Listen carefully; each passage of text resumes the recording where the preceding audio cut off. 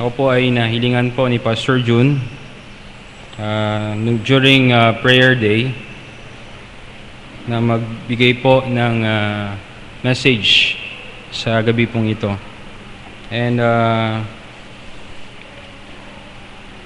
aking pong napiling mensahe po ay nakaayon po sa ating tema sa buwan na ito, about stewardship. So let's turn our Bible to Psalm chapter 24. Psalm 24.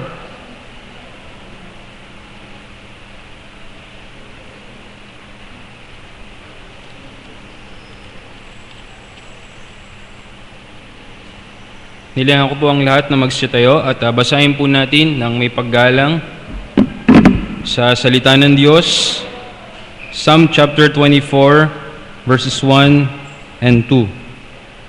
Psalm 24, 1 and 2, ready, begin. The earth is the Lord's and the fullness thereof, the world and all that dwell therein.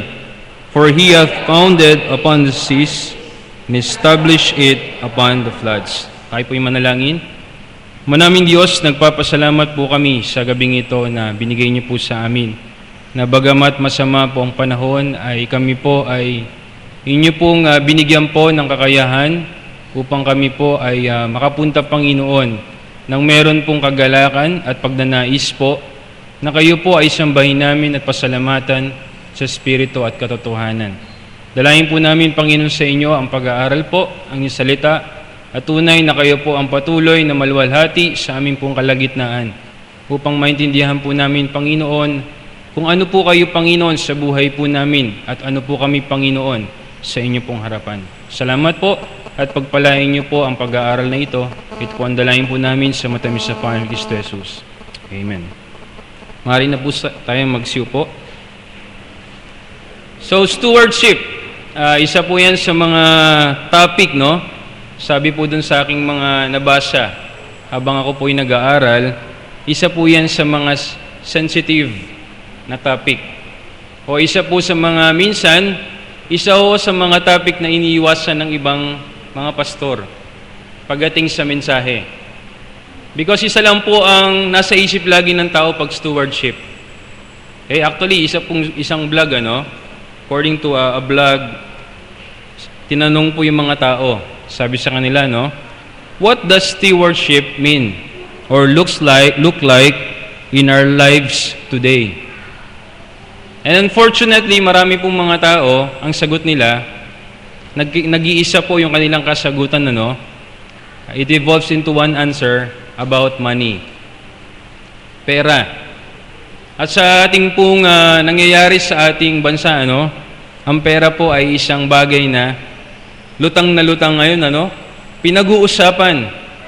Kanya-kanyang mga awit ang ina-arrange, o kino-compose against corruption, against money, or yung salapi na dapat napupunta sa kabayan ng bayan or sa tao, pero napupunta sa ibang tao or ginagamit for other things. So in a Christian way, sa ating pong pananampalataya, sa ating pong pag-aaral po, ang stewardship po ba ay patungkol lamang sa salapi? Kasi pag narinig natin stewardship, na naman si pastor, stewardship na naman. Ibig sabihin na naman yan, mag-i-renew na naman kami ng commitment namin for the missionaries. Ibig sabihin yan, papaalala na naman sa amin ni pastor, yung patungkol sa tithes. And most of us, including myself, we are guilty about this principle of tithes, tithing. Marami sa atin nagnanakaw sa Diyos. Hindi tayo nagnanakaw sa kaban ng bayan, pero tayo nagnanakaw sa Diyos. The scripture says a great deal about stewardship because its scopes are not only on the financial aspect, but every aspect of our earthly existence. Hindi ho natatapos yung stewardship, hindi ho ang sakop lang ng stewardship ay yung pera or salapi. But every aspect of our Christian life. Let's look at two basic principles. Mabilis lang po yung ating mensahe, Dalawang basic at fundamental principle. Dahil pag pinag-aralan niyo po yung stewardship, napakalawak. Napakadami hong mensaheng pwedeng ibahagi. Napakadami hong topic na pwedeng pag-aralan. Pero isa lang po yung pinakita sa akin ng Panginoon habang ako po yung nag-aaral.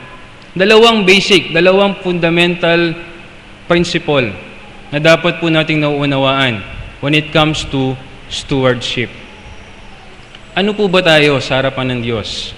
Pagdating sa mga bagay na meron tayo, what are we in the sight of God? First point, the principle of ownership. Okay? The principle of ownership. Prinsipyo patungkol sa pagmamay-ari. Nabasa ko natin sa Psalm 24 verse 1 to 2, sabi po doon, the earth is the Lord's. The earth is the Lord's. Ang ating pong mundo, ang ating pong mundong ginagalawan, yung tinitirahan natin, yung nakikita nating mundo. Sabi nga doon sa pag-aaral, hindi pa nakikita nung dating mga tao yung lawak ng mundo. Hindi pa nila alam na yung mundo ay sa kanilang imagination ay bilog. Na ganun kalaki ang mundo. Na hindi pwedeng maarok ng tao yung laki ng mundo. And the Bible tells us that the earth is the Lord's. Okay, the first principle na dapat po nating naiintindihan at nauunawaan higit sa lahat. Okay? Ang lahat po ng bagay ay sa Diyos. God owns all things. God owns all things. Okay? Lahat po ng nakikita ng mata natin, lahat po ng nahahawakan natin, lahat po ng sinusuot natin, lahat ng meron tayo, yan po ay lahat sa Panginoon. He owns it. At unless magkaroon po tayo ng ganung prinsipyo, at unless tanggapin po natin yung ganung prinsipyo, na ang Diyos ang may-ari ng lahat ng bagay na meron tayo, then we cannot be good stewards of the Lord. We cannot be good stewards. Okay, ano po bang ibig sabihin po ng steward, It came from the Greek word, or in the New Testament, oikonomia, Oikonomia, which means economy. Doon po dinerive yung word na economy. At ang ibig sabihin po nun, management of a household. Or simply, it refers to the responsibility that is entrusted to a manager. Ayan. Sino sa inyo ang manager? Sino sa inyo ang merong posisyon sa kumpanya? Sino sa inyo ang nagmamanage ng mga tao? Sino sa inyo ang binigyan ng presidente ng kumpanya ng kapamahalaan na mga siwa? Siguro makaka-relate kayo dun sa sinasabi ng salita ng Diyos about managers. But sabi po ng salita ng Diyos, we are all managers. Lahat po tayo managers. And God is the owner, and we are His stewards. We are His managers. Sabi po dito, the earth is the Lord, and the fullness thereof, the world, and they that dwell therein. Lahat po ng bagay na nakikita natin, sabi po dito, the world. Hindi lang po the earth, the world. Buong mundo sa Diyos. Lahat po na nakikita natin sa Diyos. Sabi po dito, and they that dwell therein. Sino po ang naninirahan sa lupa? Sino po ang naninirahan sa mundo? Tayo po yun. And the Bible tells us, yung scope po ng ownership ng Panginoon, hindi ho natatapos sa nakikita lang natin. Maging tayo po ay pagmamayari ng Diyos. So unless hindi ho natin tinatanggal sa isipan natin na yung mga bagay na pinagtatrabahuhan natin ay atin, hindi ho tayo matututong ibigay kung ano po ang nararapat sa Panginoon. Hindi ho tayo magbibigay ng pagpapahalaga sa mga bagay na binibigay sa atin ng Diyos. Kasi ang pakiramdam natin, ako nagtrabaho niyan, akin yan. Pinagpaguran ko yan, akin yan. Pera ko yan, dugo at pawis ko yan, ako ang nagpatayo niyan, akin yan. Pero ang tinuturo po sa salita ng Diyos, na una ho nating dapat maintindihan, we do not own anything. We own nothing. Wala ho tayong pagmamayari. Wala ho tayong pwedeng ipagmalaki sa Diyos. Let's look at Deuteronomy chapter 8, Deuteronomy chapter 8. Deuteronomy chapter 8, verses 11 to verse number 18. Deuteronomy chapter 8, verses 11 to verse number 18.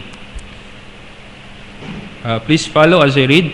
Beware that thou forget not the Lord thy God, in not keeping his commandments, and his judgments, and his statutes, which I command thee this day, lest when thou hast eaten and art full, and hast built goodly houses, and dwelt therein, and when thy herds and thy flocks multiply, and thy silver and thy gold is multiplied, and all that hast is multiplied, then thine heart be lifted up, and thou forget the Lord thy God, which brought thee forth out of the land of Egypt, from the house of bondage, who led thee through the great and terrible wilderness, wherein were fiery serpents and scorpions, and drought, where there was no water, who brought thee forth water out of the rock of flint, who fed thee in the wilderness with manna, which the fathers knew not, that he may humble thee, and that he may prove thee to do thee good at the latter end. And thou say in thine heart, My power and my might of mine hand hath gotten me this wealth, but thou shalt remember the Lord thy God, for it is he that giveth thee power to get wealth, that he may establish his covenant, which he sware unto thy fathers, as it is this day.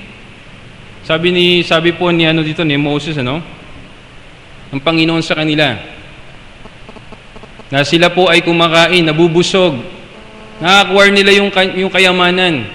Marami po silang nakukuha. And to the point na sila po ay makalimot na sa Panginoon. Ang sabi po dito, ito po yung tendency natin.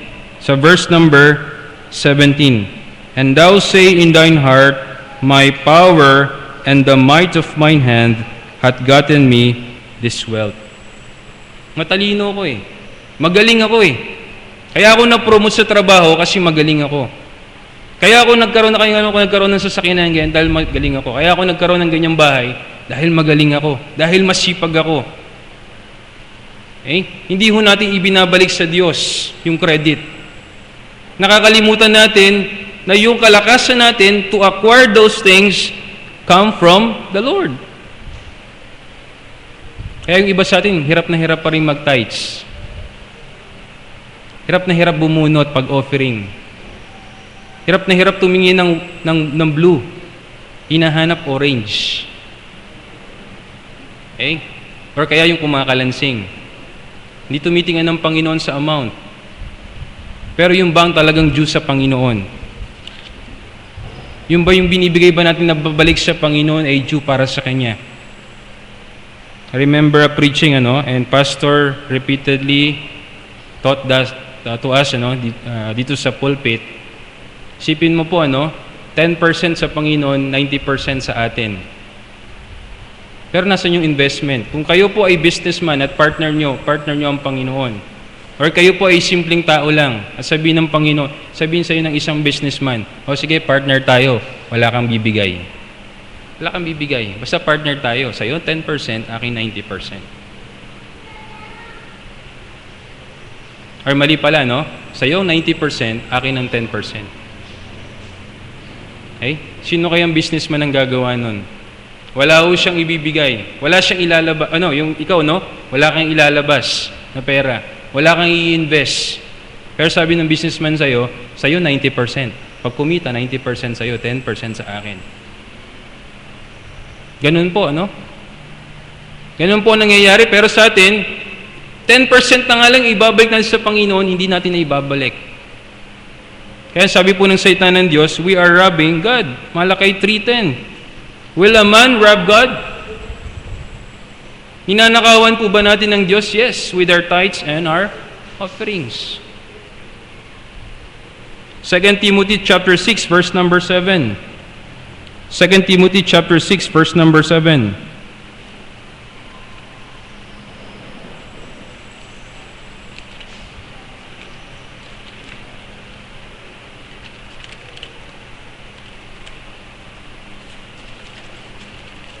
Sorry, 1 Timothy chapter 6 verse number 7.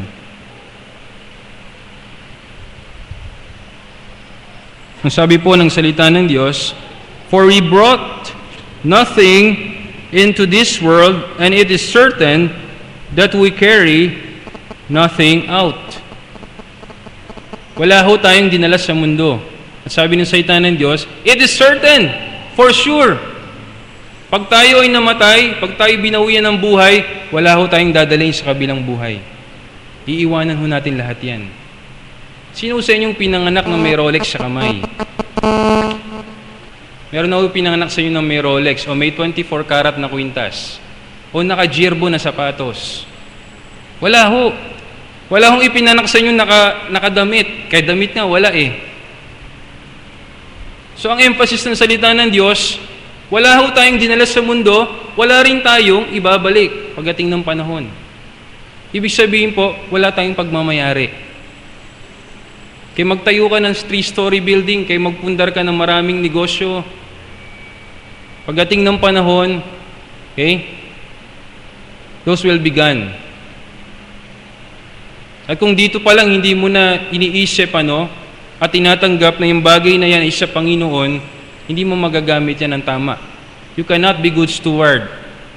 Hindi ka magiging katiwala ng Panginoon, magiging mabuting katiwala ng Panginoon. Punta na po tayo doon sa next degree po ng ownership ng Panginoon. 1 Corinthians chapter 6, verse 19 and 20. Sabi po sa atin sa Psalm 24, lahat po ng bagay ay sa Panginoon. 1 Corinthians chapter 6, verse 19 and 20. I'm sure many of us are very familiar with this verse. 1 Corinthians chapter 6, verse 19 and 20. What, know ye not that your body is the temple of the Holy Ghost, which is in you, which ye have of God, and ye are not your own? For ye are bought with a price, therefore glorify God in your body and in your spirit, which are what? Which are God's. Okay, isipin niyo po hindi lang po tayo pagmamayari ng Panginoon. God bought us with a price. Sabi po dito, therefore glorify God in your body and in your spirit, which are God's. Kaya maraming nakakalungkot, even mga mananampalataya, ginajustify nila. Wala naman sa Bible mag-inom ng alak. Bawal mag-inom ng alak. Wala naman sa Bible, bawal manigarilyo. Wala naman sa Bible, bawal pumunta sa ganitong lugar. Or bawal mag-drugs. Or bawal gumawa ng isang bagay na sa atin naman wala namang masama. Or sa harapan ng mga tao sa opisina. O sa harapan ng tao sa mga kaklase natin. Pero sabi ng salita ng Diyos, we are bought with a price. Hindi lang ho tayo pagmamayari ng Diyos, binili po tayo ng Diyos. At hindi po biro yung pagbili sa atin ng Panginoon. Dahil merong cost. It is costly. It took the blood of Jesus Christ. Kaya sabi ng Panginoon sa atin, we must, or sabi ni Apostle Paul, we must glorify God in our body and in our spirit, which are God's. How we understand this principle of ownership will determine how we manage the time, abilities, and money God has placed under our care. Pag naintindihan po natin ang lahat ng bagay sa Panginoon, then maiintindihan po natin kung paano po natin i-manage yung lahat ng binigay sa atin ng Panginoon. Lahat ng meron tayo.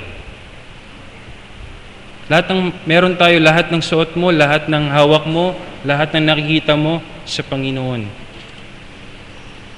It will give us a proper attitude in the use of our treasure.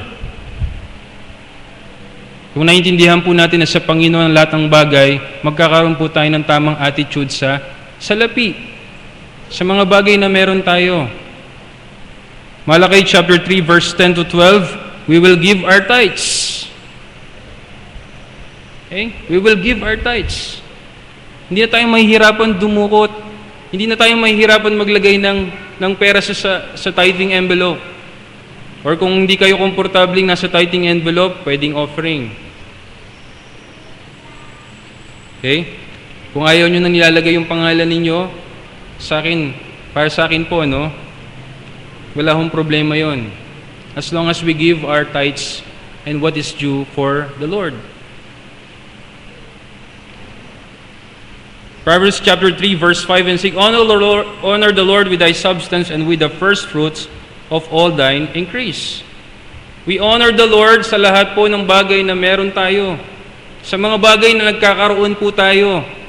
Nagkaroon ka ng komisyon, okay? Merong nagbigay sa'yo, okay? We honor the Lord with that. Merong bigla ang blessing, may nagpadala sa'yo from States. Those are things that we can honor the Lord. We give what is due to the Lord. 10% against 90%. Kung tutusin, dapat sa Panginoon lahat. Pero 10% lang. Very small. Okay, binibigay ba natin sa Panginoon yung nararapat para sa Kanya? Hebrews chapter 13, verse number 16. Magkakaroon po tayo ng proper attitude sa treasure na meron tayo, sa pera na meron tayo, or sa mga bagay na meron tayo, kapag naiintindihan po natin ang lahat ng bagay ay sa Panginoon. It belongs to the Lord. Hebrews chapter 13, verse number 16. Hebrews chapter 13, verse number 16.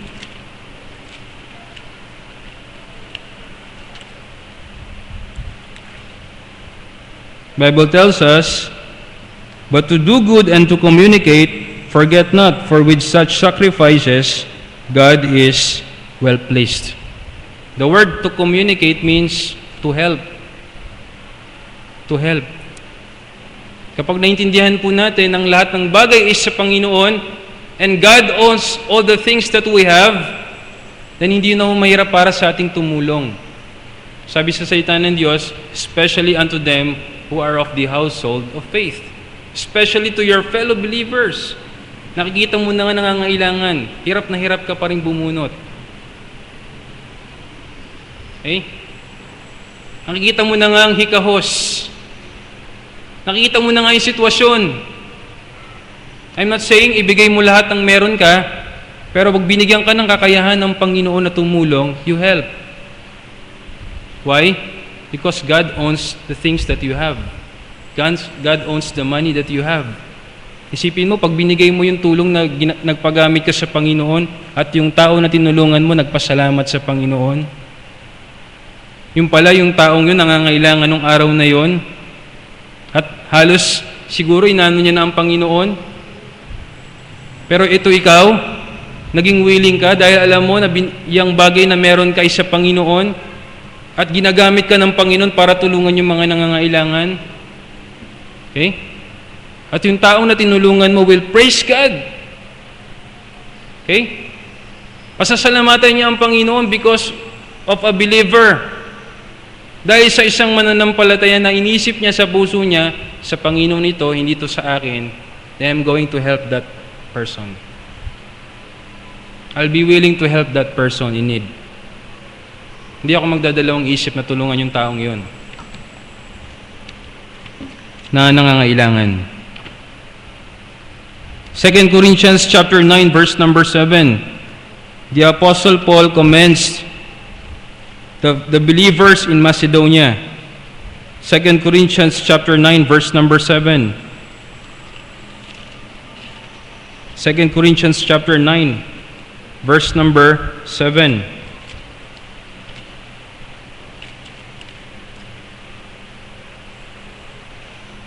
Every man according as he purposeth in his heart, so let him give, not grudgingly or of necessity, for God loveth a cheerful giver. Okay? So I studied the background of Macedonia. During that time pala talagang taghirap yung mga Macedonian believers. Macedonian, the whole country yung Macedonia, no? At doon ka hahanga sa kanila. Nasa kalagitnaan sila ng kahirapan, but they help the Apostle Paul. They give for the mission. Okay? They help those that are in need. Ito yung mga tao na medyo nangangailangan, medyo walang-wala, pero they give what they have for the Lord. What they can do for the ministry. So pag nagkaroon tayo ng ganun pong puso, o ganung katotohanan po na nilagay natin sa ating puso, na ang Diyos ang may-ari ng lahat ng bagay, then hindi po magiging mahirap para sa atin na tumulong sa kapwa natin na nangangailangan. Especially to our fellow believers. If God gives you the capability to help, help. Hayaan mo na gamitin ka ng Panginoon na maging channel ng blessing, no? Acts chapter 4 verse 31 to 35. Acts chapter 4. And isang verse lang po yung titingnan natin dito. Hindi na po natin titingnan yung buong story about Acts chapter 4 verse 31. This is about yung mga tao po mananampalataya nagbigay ng kanilang nagbenta ng kanilang mga ari-arian at ibinigay nila sa mga apostles for the ministry para maitulong po doon sa mga nangangailangan. In Acts chapter 4 verse number 31, basahin po natin yung verse number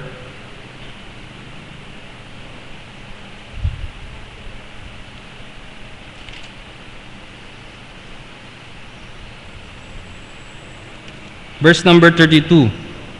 And the multitude of them that believed were of one heart and of one soul, neither said any of them that aught of the things which he possessed was his own, but they had all things common. Sabi po dito, wala ho sa kanila nag-isip na yung bagay na meron sila ay sa kanila. Okay? Wala nag-isip, and they gave willingly for the needs of others. Moving forward, dun tayo po sa talents. Matthew chapter 25, alam po natin, So, pag naintindihan po natin ang lahat ng bagay ay binigay ng Diyos sa atin, at nanggaling sa Diyos, then we will also have our proper attitude in the use of our talents. Okay? Spiritual gifts, Romans chapter 12, verse number 6. Romans chapter 12, verse number 6.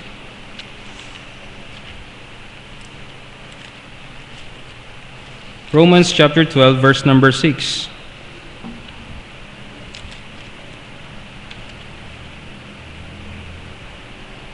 Having then gifts differing according to the grace of God, the grace that is given to us, whether prophecy, let us prophesy according to the proportion of faith.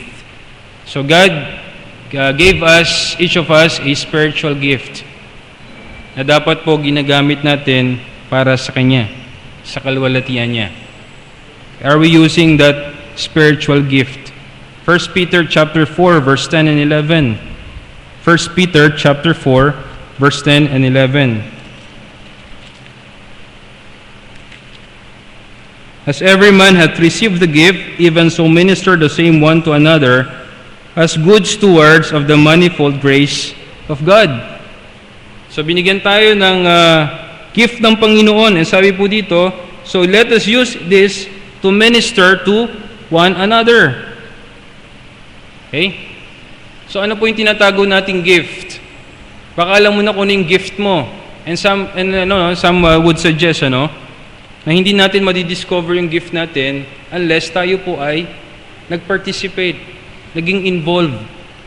Yung iba po sa atin, nalaman lang yung gift sa pag-awit nung sumali na ng choir. Iba sa atin, nalaman lang yung gift sa paggawa ng program, paggawa ng layout, nung naging involved tayo sa promotion.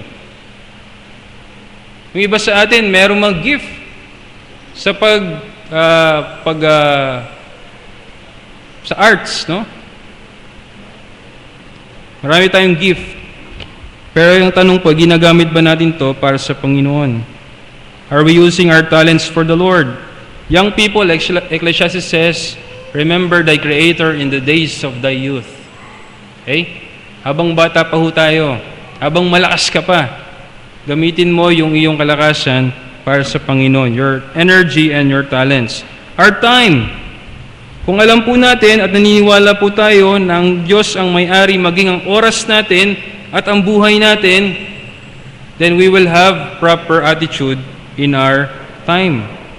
Psalm 31 verse number 15. Psalm 31 verse number 15.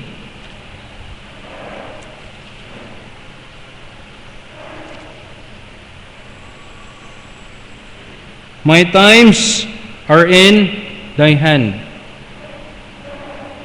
Bible says yung ating pong oras, yung ating pong buhay ay nasa kamay ng Diyos. And what will matter someday, hindi po yung marami tayong na-achieve sa lupa, no? Hindi po yung marami tayong naipundar, hindi po yung taas ng ating educational degree. But what will matter in this life ay kung paano po natin ginamit yung buhay natin para sa Panginoon. Ephesians 5:16 tells us, redeeming the time for the days are evil. Ano ibig sabihin po ng redeem the time? To buy every opportunity. It denotes a careful and diligent use of it. Okay, yung paggamit po ng oras. Ano natin ginagamit yung oras natin? Nagiging productive ba tayo? Sa isang oras pa, nauubos yung oras natin sa television, sa pagharap sa TV, or pagharap sa internet, sa Facebook, sa cellphone. Saan ho nauubos yung oras natin? Paano ho natin minamanage yung ating mga oras? So sabi po dito, no? Ang ibig sabihin po ng redeem the time is to buy every opportunity. Huwag ho natin antayin yung opportunity. Lapitan natin, hanapin natin. Make the most out of it. Gamitin natin yung buhay natin. We maximize our time. Because time is valuable and precious. At pag nawala na yung oras po, hindi na natin pwedeng ibalik. Pag lumipas na yung 30 days, hindi na natin pwedeng ibalik yan. Pag tapos ng March, tapos na po yun. Susunod na is April. Pag natapos ng April, pagising natin, May na. Ngayon, June. Ngayon, September na. Pagising natin, pagtulog natin ng ilang araw, pagising natin, December na. Tapos January na naman. Ang bilis po, di ba? Yung mga bata sa atin, ang tumatakbo po ng mga maliliit pa ngayon, ang lalaki na. Ibig sabihin po, ang oras napakahalaga. And we must be good managers and stewards of our time. Be wise. Colossians 4:5-6 tells us. At ako po yung naniniwala na kung tayo po ay nagbibigay ng panahon sa Panginoon, yun na lang pong pagpunta sa church. Kung yung pong pagpunta sa church hindi pa natin nagagawa, o yung pagbabasa natin ng salita ng Diyos, or our personal time with the Lord, hindi ho natin nagagawa, I don't think we can manage our time well. Kung hindi nga tayo nakikipag-usap dun sa owner, hindi nga tayo nagbibigay ng panahon makipag-usap dun sa presidente, sa kumpanya, mahalaga yon para sa isang manager. Dapat naiintindihan niya kung ano ang direction ng president. Because the president is the owner. Kung hindi, pag hindi siya nag-align doon sa expectation ng presidente, pwede siyang alisin ng presidente doon sa trabaho niya. Kasi mawawalan siya ng saysay doon. Kaya nga siya ginawang manager. The same thing with us, no? Tayo po ay ginawang katiwala ng Panginoon. God is the owner, we are the manager. But ang tanong po, nagbibigay ba tayo ng panahon sa Panginoon? Do we go to church every Sunday? Or minsan pinag-iisipan pa natin, pupunta ba ako sa church? O magpapahinga na lang ako? Wala nang masama doon. Pupunta ba ako sa church o pupunta ako sa kaibigan ko? Pupunta ba ako sa church o gagawa ko ng project? Pupunta ba ako sa church, di ba? Isipin mo, yung isang araw na yun, ilang oras lang po tayong sumasamba sa Panginoon. Hindi pa nga isang araw eh. 4 hours lang. 2 hours in the morning, 2 hours in the evening. Pero yung iba sa atin nag-iisip pa, pupunta ba ako ng church? O hindi, wag na lang. Nakakatamad, umuulan. So I don't think we can be good stewards of our time kung yung oras na para sa Panginoon, hindi pa natin nabibigay. Paano tayo pagkakatiwalaan ng Panginoon sa oras natin? Sa buhay natin? Kung yung kapiranggot ng panahon para sa Panginoon, hindi pa natin maibigay sa Kanya. Kapag tayo po ay nagkaroon ng tamang attitude sa oras po natin, we will not be boastful. Hindi natin iisipin na, total, bukas pa naman. Okay lang yan. Sa isang araw ko naggagawin yan. Okay lang yan. Pagpapaliban ko na yan. Total, meron pa naman 30 days. Proverbs 27:1 tells us, boast not thyself of tomorrow, for thou knowest not what the day may bring forth. Hindi ho natin alam kung ano yung mangyayari bukas. Are we good stewards of our time? First principle is principle of ownership, and lastly is principle of accountability. Principle of accountability. We will all be accountable to the Lord sa lahat ng bagay na meron tayo. Some of you might tell Brother Melvin, Kuya, Brother Melvin, kukunti lang naman yung meron ako eh. Hindi naman tinitingnan ng Panginoon kung marami o konti yung meron ka. Ba't ang tanong, ginagamit mo ba kung ano yung meron ka para sa Panginoon? Bible tells, hindi ako magaling magsalita eh, pero marunong ka magluto. Hindi ako marunong magturo eh, pero marunong ka kumanta. Okay? Ginagamit po natin yung ating meron tayo para sa Panginoon. And the Bible tells us in Romans chapter 14, verse number 12, we will all give an account of ourselves to God for the things that He entrusted to us. Eh yung nga earthly president, yung earthly owner, sasabihin niya, kamusta yung trabaho? Nagawa mo ba yung pinapagawa ko sa'yo? Pero hindi yun nire-require ng Panginoon. But someday, we will all face God. We will all give an account of the things, of how we manage the things that God has entrusted to us. A steward is one who manages the possessions of others. We should long to hear the Master say what He exclaims in Matthew chapter 25, verse number 21. Ano po yun? Ano po yung dapat inaapangan nating sabihin ng Panginoon sa atin someday? Well done, thou good and faithful servant. Ano po ang meron ka ngayon? What do you have right now? Ano po ang pwede mong gamitin sa Panginoon? The Bible tells us, we will all give an account of ourselves to God. Kung ano yung meron tayo, mananagot tayo sa Panginoon. Ginamit ba natin yun? O inubos natin yung oras natin for worldly pleasures? Inubos natin yung lakas natin doon sa mga bagay na walang kapakinabangan? Hindi nakakatulong sa ating productivity, personal and spiritual development. And for a conclusion, pag binasa niyo po yung resume ng mga managers or qualification, ang dami po. Dapat magaling sa ganito, magaling sa ganyan, may experience sa ganyan, magaling sa ganito, merong degree sa ganyan. Ang haba ng qualification.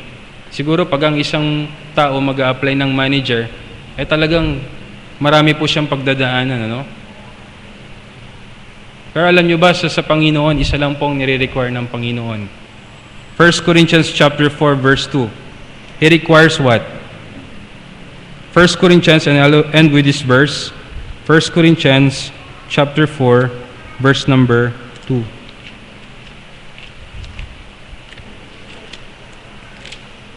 Hindi ni-require ng Panginoon na maging magaling tayo, na maging matalino tayo, na maging malakas tayo. Okay? superficial. Ano pong nire-require ng Panginoon for a steward? 1 Corinthians chapter 4 verse number 2. For it is required in stewards that a man be found what? Faithful. Okay? Yun lang po, faithfulness. Ibig sabihin po, ginagamit natin yung kung anong meron tayo para sa kalwalhatian ng Panginoon. Unless we understand that God owns us, God owns all things, and that we will all be accountable to the Lord someday for the things that He entrusted to us, then we cannot be good managers. We cannot be good stewards of God. May the Lord bless His word. Let's pray. God and Heavenly Father, salamat po sa amin pong nakita, Panginoon, sa gabing ito. Salamat po, Lord, sa pagpapaalala mo sa amin, Panginoon, na ang lahat po ng bagay ay sa inyo po. At wala po kaming karapatan po. Kami po ay inyo pong managers. Kami po ay inyo pong stewards. Tagapamahala po ng mga bagay na binigay niyo po at pinagkaloob niyo, Panginoon, sa amin. Na dapat po, Panginoon, ito pong mga bagay nito ay ginagamit po namin, Panginoon, para sa inyo pong kalwalhatian. Tulungan niyo, Panginoon, kami na maayos po yung attitude namin, Lord, towards our time, towards our talents, our viewpoint, about our treasures, at isipin po namin at magawa po namin sa pamamagitan ng inyo pong biyaya, Panginoon. Ay ito po'y magamit namin, Panginoon, para sa inyo pong kalwalhatian. Salamat po sa pag-aaral na ito. Salamat po sa lahat ng bagay po na binigay niyo, Panginoon, sa amin. Higit sa lahat, yung kaligtasan po na binigay niyo, Panginoon, sa amin, Lord, which caused the blood of Jesus Christ, Panginoon, para po kami ay tubusin sa slave market of sin. Salamat po at pagpalain niyo po ang pag-aaral na ito. Ito pong dalayan po namin sa matamis sa Panginoon Kristo Jesus.